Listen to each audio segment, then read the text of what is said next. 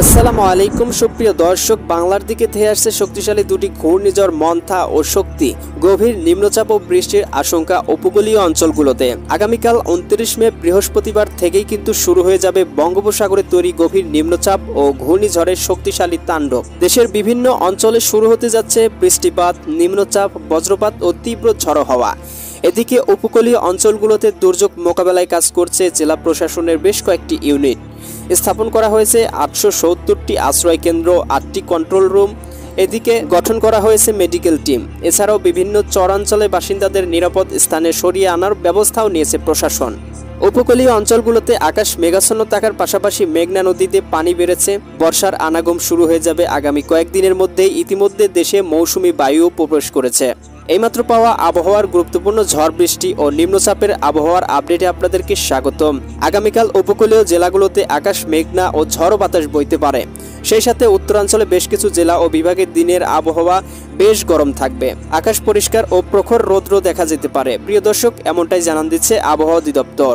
ঘূর্ণিঝড় মন্থা ও শক্তির আঘাত হানতে পারে বাংলাদেশের দক্ষিণ পশ্চিমাঞ্চলে, বিশেষ করে খুলনা, বরিশাল, চট্টগ্রাম এই বিভাগের উপকূলীয় এলাকাগুলোতে প্রবল বৃষ্টি ও ঝড়ো হাওয়া দেখা যেতে পারে। এছাড়াও ঢাকা সহ দেশের অন্যান্য অঞ্চলে বৃষ্টিপাতের সম্ভাবনা রয়েছে। আগামী কয়েকদিনের মধ্যেই অতিবৃষ্টির কারণে বন্যা পরিস্থিতির সৃষ্টি করতে পারে দেশের বেশ কয়েকটি জেলাগুলোতে।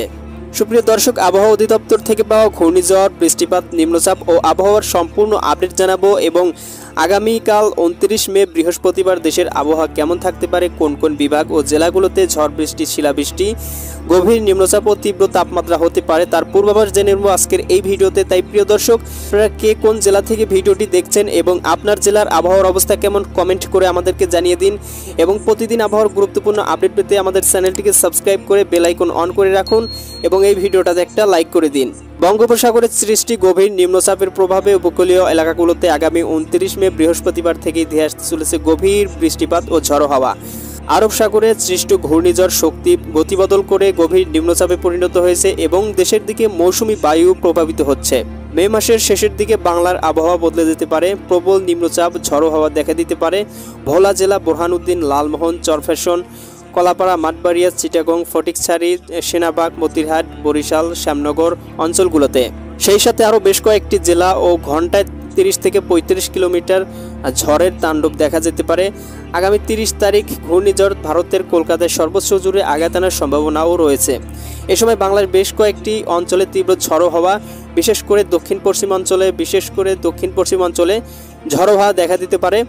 বিশেষ করে শ্যামনগর, সাতক্ষীরা, খুলনা, পিরোজপুর, মাঠবাড়িয়া, বরিশাল, মাদারীপুর, লোহাগাড়া, যশোর, ফরিদপুর, শৈলকুপা, পাবনা, নগরপুর, এদিকে ঢাকা, ফরিদগঞ্জ, মতিরহাট, লালমোহন, সেনবাগ, কুমিল্লা উপজেলা, চিটাগাং, টেকনাফ, এদিকে ময়মনসিংহ, চররাজীবপুর, উত্তরাঞ্চলে পঞ্চগড়, ঠাকুরগাঁও এলাকাগুলোতে মাঝারি আকারে 11.5 মিলি বৃষ্টিপাতের সম্ভাবনা রয়েছে। সাথে 30 থেকে 35 কিলোমিটার পার আওয়ার ঝড়ো হাওয়া বয়ে যেতে পারে। সুপ্রিয় দর্শক, এ পর্যায়ে আপনাদেরকে জানিয়ে দিতে চাই আগামী 29 মে বৃহস্পতিবার দেশের আবহাওয়া কেমন থাকতে পারে, কোথায় কোথায় ঝড় বৃষ্টি ও নিম্নচাপের পূর্বাভাস রয়েছে। বৃহস্পতিবার সকালের দিকে ভারী বৃষ্টিপাতের সম্ভাবনা রয়েছে বাংলাদেশের পূর্বাঞ্চলের জেলাগুলোতে, বিশেষ করে সিলেট, মৌলভীবাজার, হবিগঞ্জ, কেন্দুয়া, ফেনারবাগ, ইটনা, বানিয়াচাঞ্জ, কিশোরগঞ্জ, নেত্রকোনা, বিষমপুর, কটিয়াদি, নাসিরনগর এবং রাজধানী ঢাকা থেকে আকাশ কিছুটা মেঘাচ্ছন্ন থাকতে পারে। আরও বেশি বৃষ্টির সম্ভাবনা থাকছে বরিশাল, ভোলা, বোরহানউদ্দিন, লালমোহন, মির্জাগঞ্জ, গৌরনদী, কলাপাড়া, মাঠবাড়িয়া, জিয়ানগর, কাউখালী, বাগেরহাট, মংলা, জয়ঙ্গলনিয়া, লাকসাম, কুমিল্লা, হবিগঞ্জ, রায়পুর, মুন্সিগঞ্জ, হোমনা অঞ্চলগুলোতে আকাশে হালকা মেঘ দেখা গেছে। বিশেষ করে রাজধানী ঢাকাতে 20 মিলি ঘন মেঘ দেখা গেছে। এদিকে সকাল 10-11টা নাগাদ বিক্রমপুর, বাগমারা, ফেনারবাগ, এদিকে সিরাজগঞ্জ জেলাতে 17.2 মিলি অতি ভারী বৃষ্টিপাতের সম্ভাবনাও দেখা গেছে। সেই সাথে ময়মনসিংহ বিভাগের বেশ কয়েকটি জেলা ও আকাশেও মেঘনা থাকতে পারে। আজকে আকাশে প্রচুর তাপমাত্রা দেখা যেতে পারে অঞ্চলগুলোতে, তবে আগামীকাল থেকেই আবহাওয়া বদলে যেতে পারে। দুপুরের দিকে মাগুরা, যশোর, নন্দীগ্রাম, আদমদিঘি, বগুড়া, বাগমারা, ললিতাবাড়ি, নেত্রকোনা, মতিরহাট, ফরিদগঞ্জ, ভোলা, চটকবাজার অঞ্চলগুলোতে আকাশ মেঘাচ্ছন্ন থাকতে পারে এবং অতি ভারী বৃষ্টিপাতের সম্ভাবনাও রয়েছে বাগমারা, ললিতাবাড়ি, ফুলপুর, নেত্রকোনা অঞ্চলগুলোতে। প্রিয় দর্শক, বাতাসের গতিবেগ এই সময় 18 থেকে 20 কিলোমিটার হতে পারে, বিশেষ করে বরিশাল, ভোলা, মতিরহাট, ফরিদগঞ্জ, সেনবাগ, মাদারীপুর, কলাপাড়া, মাঠবাড়িয়া অঞ্চলগুলোতে। প্রিয় দর্শক, বৃহস্পতিবার 29 তারিখ বিকেলের দিকে ফের আবহাওয়া বদল হতে পারে। বৃষ্টিপাতের সম্ভাবনা রয়েছে সরিষাবাড়ি, বগুড়া, শিবগঞ্জ, পীরগঞ্জ, নীলফামারী। প্রিয় দর্শক, বৃহস্পতিবার 29 তারিখ বিকেলের দিকে ফের আবহাওয়া বদল হতে পারে এবং বৃষ্টিপাতের সম্ভাবনা রয়েছে সরিষাবাড়ি, বগুড়া, শিবগঞ্জ, পীরগঞ্জ, সিলমারী, চররাজীবপুর, সৈয়দপুর, দাদাগিরি, এরপরে ভারতের তোরা, লক্ষ্মীপুর জেলাগুলোতে। দেশের পশ্চিমাঞ্চলে মেহেরপুর, শৈলকুপা, যশোর, বাগেরহাট অঞ্চলগুলোতেও আকাশে মেঘ দেখা গেছে। বৃহস্পতিবার সন্ধ্যার দিকে 23.2 মিলি প্রচুর বৃষ্টিপাতের পূর্বাভাস রয়েছে বিরামপুর, পীরগঞ্জ, পাঁচবিবি, শিবগঞ্জ, বালুরঘাট, এদিকে সৈয়দপুর, কাহারোল অঞ্চলগুলোতে এবং দেশের দক্ষিণ অঞ্চলের জেলাগুলোতেও হালকা বৃষ্টিপাত ও আকাশ মেঘলা দেখা গেছে।